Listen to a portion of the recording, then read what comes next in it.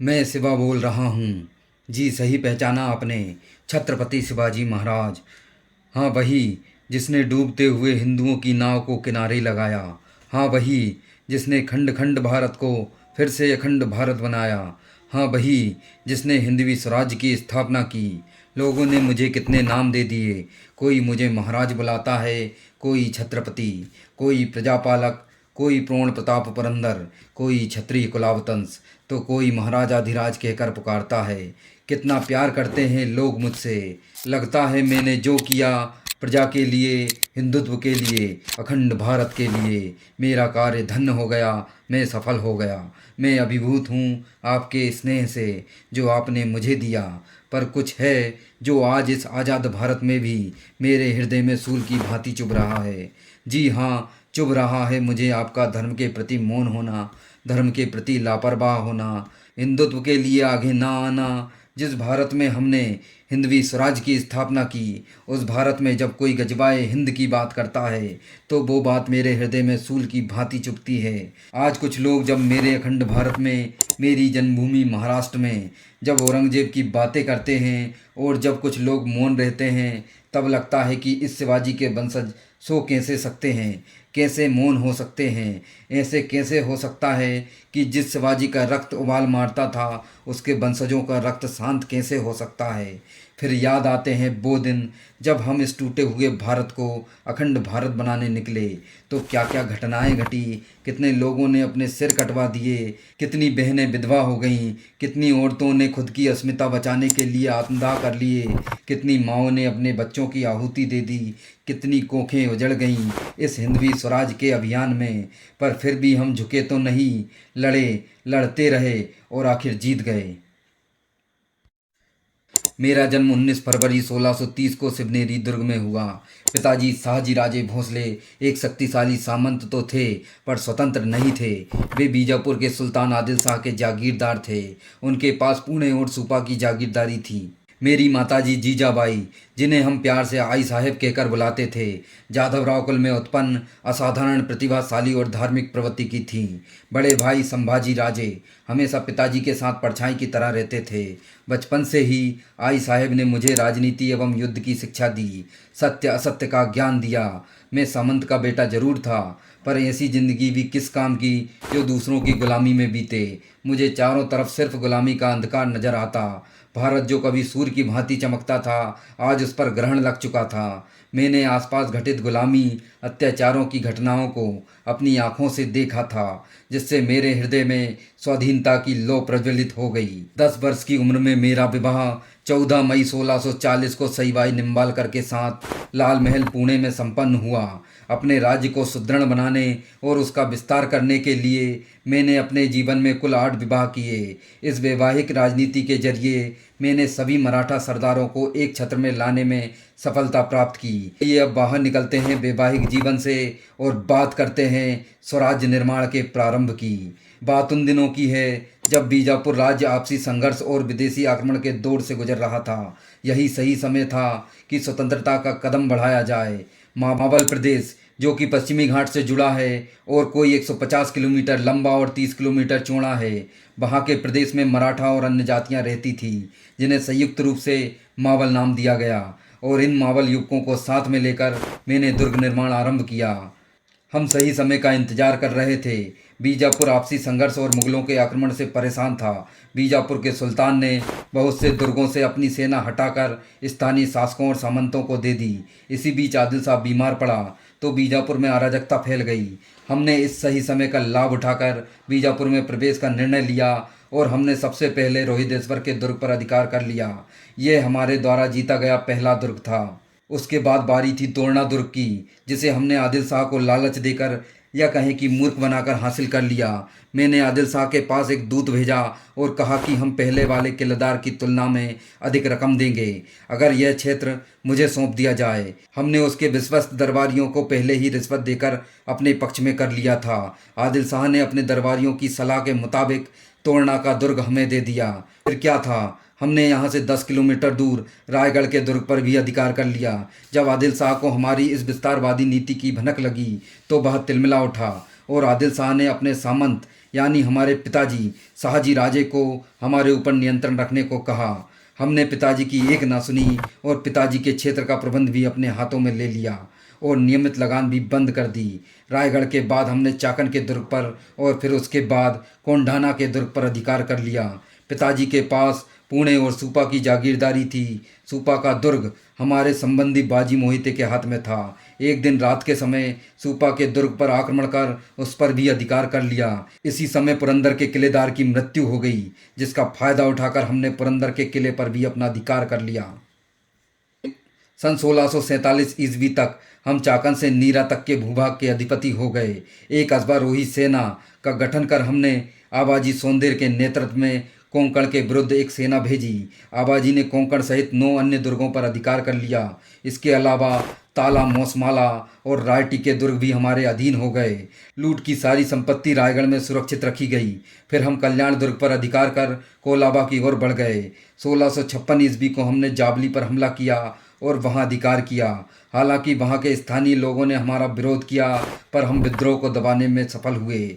इस दुर्ग से हमें 8 वंशों की संपत्ति प्राप्त हुई। अरे यानी स्वराज्य के बस 2 ही शत्रु थे, बीजापुर और मुगल। उस समय मुगल औरंगजेब दक्कन का सूबेदार था। इसी समय 1656 को बीजापुर के सुल्तान आदिल शाह की मृत्यु हो गई।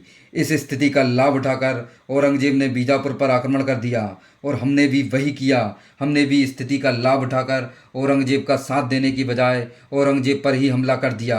हमारी सेना ने जुन्नार नगर पर आक्रमण कर ढेर सारी संपत्ति और 200 घोड़े लूट लिए। इसके बाद अहमदनगर से 700 घोड़े, 4 हाथी लूटे। इसके अलावा गुंडा तथा रेसिन के दुर्ग को भी लूटा। शाहजहां के आदेश पर औरंगजेब ने बीजापुर से संधि कर ली। इसी समय शाहजहां बीमार पड़ गया और औरंगजेब उत्तर भारत की ओर चला गया और वहां शाहजहां को कैद कर औरंगजेब वहां का शाह बन गया। दक्षिण भारत में औरंगजेब की अनुपस्थिति और बीजापुर की डामाडोल स्थिति का लाभ उठाकर हमने जंजीरा पर आक्रमण कर दिया और कोंकण पर अधिकार कर लिया। दमन के पुर्तगालियों से वार्षिक कर वसूल किया। अब कल्याण और भिवंडी पर अधिकार करने के बाद हमने वहां नौसैनिक अड्डा बना लिया। अब हमारे पास यानी स्वराज्य के पास 40 दुर्ग हो चुके थे। उधर बीजापुर ने औरंगजेब के आगरा लौटने के बाद राहत की सांस ली, क्योंकि बीजापुर के लिए हम ही सबसे प्रबल शत्रु बचे थे। एक नाम जो आपने आजकल बहुत सुना होगा, अब्दुल्ला भटारी। बीजापुर के सुल्तान ने अब्दुल्ला भटारी, जिसको अफजल खान के नाम से जानते हैं, 1659 में 1,20,000 की सेना के साथ हमारे अर्थात शिवाजी महाराज के विरुद्ध भेजा। अफजल खान तुलजापुर के मंदिरों को नष्ट करता हुआ सतारा सिवरल के पास तक आ गया, पर हम प्रतापगढ़ के दुर्ग पर ही रहे। अफजल खान ने अपने दूत कृष्णजी भास्कर को संधि वार्ता के लिए भेजा और संदेश भेजा कि अगर शिवाजी बीजापुर की अधीनता स्वीकार कर लें तो सुल्तान उसे उन सभी क्षेत्रों का अधिकार दे देंगे जो शिवाजी के नियंत्रण में हैं। हमने अपने दूत गोपीनाथ को स्थिति का जायजा लेने अफजल खान के पास भेजा। गोपीनाथ और कृष्णजी भास्कर से ऐसा लगा कि संधि का षड्यंत्र रचकर अफजल खान हमें बंदी बनाना चाहता था, पर षड्यंत्र रचने में तो हम भी अव्वल दर्जे के माहिर थे। हमने भी युद्ध के बदले अफजल खान को एक बहुमूल्य उपहार भेजा और उसे संधि वार्ता के लिए राजी किया। संधि स्थल पर अफजल खान और हमारे सैनिक घात लगाए बैठे थे। जब हमारी मुलाकात अफजल खान से हुई तो अफजल खान ने गले लगाने के बहाने हम पर कटार से वार कर दिया। हमने लोहे के कपड़े पहन रखे थे। हमने भी अपने बाघनकों से हमला कर उसे मार दिया और पन्हाला के दुर्ग पर अधिकार कर लिया। इसके बाद पवनगढ़ और बसंतगढ़ के दुर्गों पर भी अधिकार कर लिया। इससे राजापुर तथा दाबुल पर भी अब स्वराज का भगवा ध्वज लहरा गया। बीजापुर में अब आतंक का माहौल पैदा हो गया और वहाँ के सामंतों ने आपसी मतभेद भुलाकर हम पर आक्रमण करने का निश्चय कर लिया और 2 अक्टूबर 1665 को बीजापुर की सेना ने पन्हाला दुर्ग पर अधिकार कर लिया। हम संकट में फंस गए थे, पर फिर भी रात्रि के अंधकार का लाभ उठाकर हम वहां से भागने में सफल हो गए। बीजापुर के सुल्तान ने स्वयं कमान संभालकर पन्हाला पवनगढ़ पर अपना अधिकार कर लिया, राजापुर को लूटा और श्रृंगारगढ़ के प्रधान को मार डाला। इसी समय सिद्दी जोहर ने विद्रोह कर दिया और बीजापुर ने हमसे समझौता कर लिया। इसमें हमारे पिताजी शाहजी राजे ने मध्यस्थता का काम किया। सन 1662 में हुई इस संधि की शर्तों से बीजापुर के सुल्तान द्वारा स्वतंत्र शासक की मान्यता मिल गई। अब इस संधि के बाद हमारे पास उत्तर में कल्याण से लेकर दक्षिण में पोंडा तक 250 किलोमीटर और पूर्व में इंदापुर से पश्चिम में दाबुल तक 125 किलोमीटर का भूभाग हमारे स्वराज के नियंत्रण में आ गया। और अब हमारी सेना में 30,000 पैदल और 1,000 घुड़सवार हो गए थे। उधर उत्तर भारत में बादशाह बनने की होड़ खत्म हो गई। औरंगजेब बादशाह बन गया और उसका ध्यान दक्षिण भारत की ओर गया। औरंगजेब हमारी बढ़ती हुई प्रभुता से परिचित था। उसने अपने मामा शाइस्ता खान को हमें नियंत्रण में रखने के लिए दक्षिण का सूबेदार नियुक्त किया। शाइस्ता खान 1,50,000 की फौज लेकर आया और सुपन और चाका के दुर्ग पर अधिकार कर पूना पहुंच गया। उसने 3 साल तक यहाँ भयंकर लूटमार की। एक रात हमने 350 मावलों को साथ लेकर उस पर हमला कर दिया। शाइस्ता खान तो खिड़की के रास्ते भाग निकलने में कामयाब हो गया, पर उसे अपनी 4 उंगलियों से हाथ धोना पड़ गया। शाइस्ता खान के पुत्र अबुल फतेह तथा 40 रक्षकों और अनगिनत सैनिकों का कत्ल कर दिया गया। वहां पर अंधेरे में स्त्री और पुरुषों के बीच भेद न कर पाने के कारण शाइस्ता खान के जनान खाने की बहुत सी औरतों को मार डाला गया। घटना के बाद औरंगजेब ने शाइस्ता खान को दक्कन के बदले बंगाल का सूबेदार बना दिया और शहजादा मुअज्जम शाइस्ता खान की जगह भेज दिया गया। इस जीत से हमारी प्रतिष्ठा में और अधिक वृद्धि हो गई। 6 साल तक शाइस्ता खान ने 1,50,000 की फौज लेकर हमारा पूरा मुल्क जलाकर तबाह कर दिया। इसके बदले हमने भी हर्जाना वसूलने के लिए मुगल क्षेत्रों में लूटपाट करना आरंभ कर दिया। सूरत उस समय पश्चिमी व्यापारियों का गढ़ था और हिंदुस्तानी मुसलमानों के हज जाने का द्वार। यह एक समृद्ध नगर था और महत्वपूर्ण बंदरगाह भी। हमने भी 4,000 सैनिकों को साथ लेकर 1664 में 6 दिनों तक सूरत के धनाढ्य व्यापारियों को लूटा। सूरत में हमारी लूट से गुस्साए औरंगजेब ने इनायत खान की जगह गयासुद्दीन खान को सूरत का फौजदार नियुक्त किया और शहजादा मुअज्जम तथा उपसेनापति राजा जसवंत सिंह की जगह दिलेर खान और राजा जय सिंह की नियुक्ति की। राजा जय सिंह बड़े प्रतापी राजा थे। वो कुशल नेतृत्व करता थे।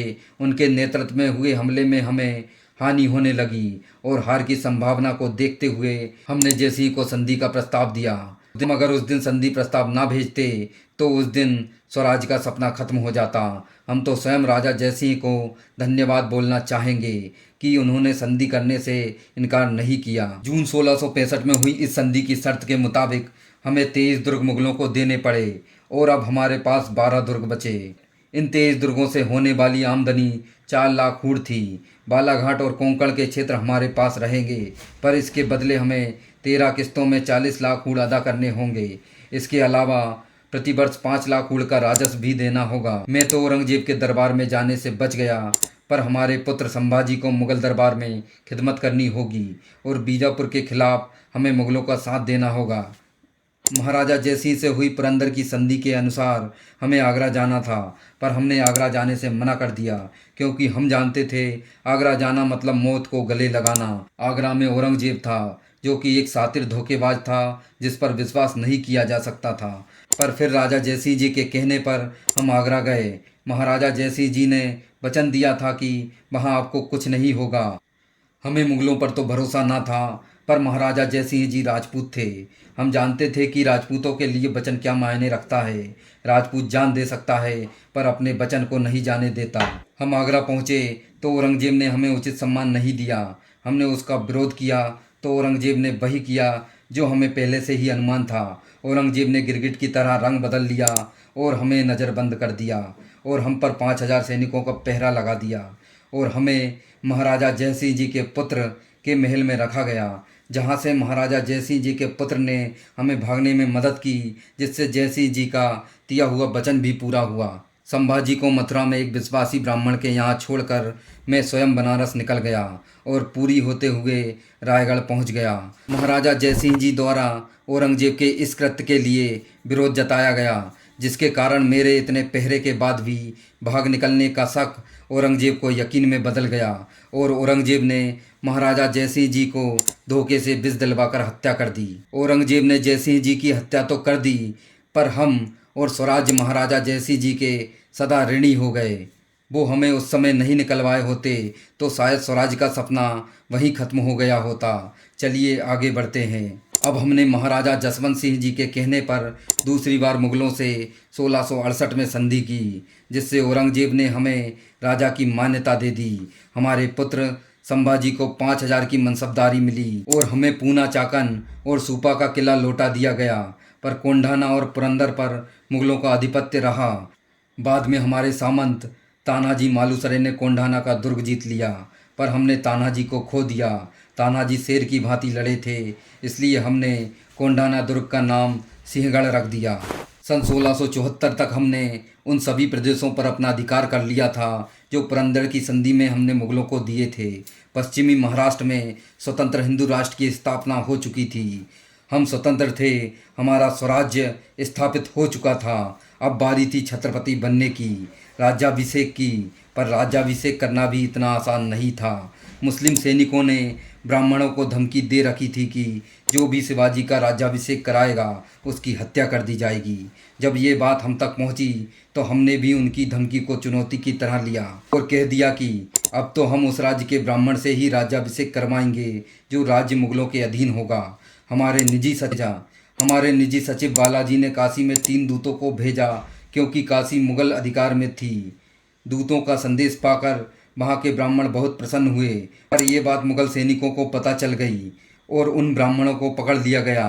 पर उन ब्राह्मणों ने दिमाग से काम लिया और मुगल सैनिकों के समक्ष उन दूतों से कहा कि शिवाजी कौन है, किस वंश से हैं, हम नहीं जानते। दूतों को पता नहीं था तो उन्होंने कहा हमें नहीं पता। तब मुगल सैनिकों के समक्ष उन ब्राह्मणों ने कहा हम कहीं अन्यत्र जा रहे हैं, शिवाजी किस वंश से हैं आपने नहीं बताया। ऐसे में हम शिवाजी का राज्याभिषेक कैसे कर सकते हैं? हम तो तीर्थ यात्रा पर जा रहे हैं। हम क्या, काशी का कोई भी ब्राह्मण शिवाजी का राज्याभिषेक नहीं कराएगा जब तक राजा का पूर्ण परिचय ना हो।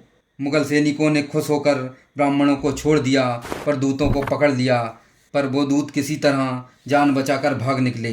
वापस लौटकर दूतों ने यह बात बालाजी आओ और हमें सुनाई, परंतु 2 दिन बाद ही वही ब्राह्मण अपने शिष्यों के साथ रायगढ़ पहुंच गए और हमारा राज्याभिषेक किया गया। ये राज्याभिषेक सिर्फ एक राजा का राज्याभिषेक नहीं था, परंतु यह स्वतंत्रता का राज्याभिषेक था, स्वराज्य का राज्याभिषेक था, भगवे का राज्याभिषेक था, न्याय का राज्याभिषेक था, स्वाभिमान का राज्याभिषेक था। अंधकार छट रहा था, उजाले की रोशनी लोगों के मन में जाग उठी थी।